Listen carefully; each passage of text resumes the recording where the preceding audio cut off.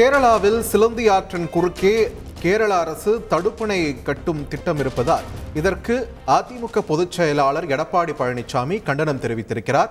இது தொடர்பான கூடுதல் விவரங்களை வழங்க இணைகிறார் எமது செய்தியாளர் ராமச்சந்திரன். ராமச்சந்திரன், வணக்கம். ஒரு தெளிவுக்காக கேட்கிறேன், இந்த தடுப்பணை கட்டும் பணிகளானது தொடங்கிவிட்டதா இல்ல திட்டம் தான் அறிவிக்கப்பட்டிருக்கிறதா? இந்த தடுப்பணை வரும் பட்சத்தில் தமிழகத்தில் எந்த பகுதி இதனால் பிரதானமா பாதிக்கப்படும்? இது சம்பந்தமாக எடப்பாடி பழனிசாமி சொல்லியிருக்கக்கூடிய விஷயங்கள் என்னென்ன விரிவாக பதிவு பண்ணுங்க.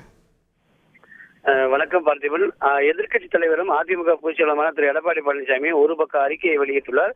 அந்த அறிக்கையில் தேர்தல் கூட்டணி ஆதாயத்திற்காக கள்ள மௌனம் சாதித்து தமிழ்நாட்டின் நதிநீர் உரிமைகளை மொத்தமாக அண்டை மாநிலங்களுக்கு அடகு வைத்துக் கொண்டிருக்கும் திமுக அரசின் முதலமைச்சர் திரு ஸ்டாலின் அவர்களின் நிர்வாக திறனற்ற ஆட்சியில் ஏற்கனவே பாலாற்றில் ஆந்திர அரசு பல தடுப்பணைகளை கட்டியுள்ளது.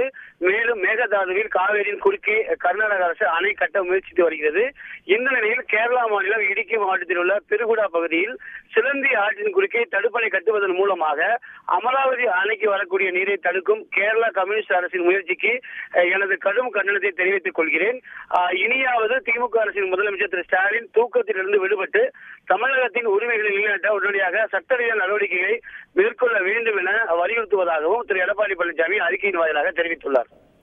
நன்றி ராமச்சந்திரன், உங்கள் விரிவான தகவல்களுக்கு. செய்திகளை உடனுக்குடன் தெரிந்து கொள்ள உடனே சப்ஸ்கிரைப் பண்ணுங்க.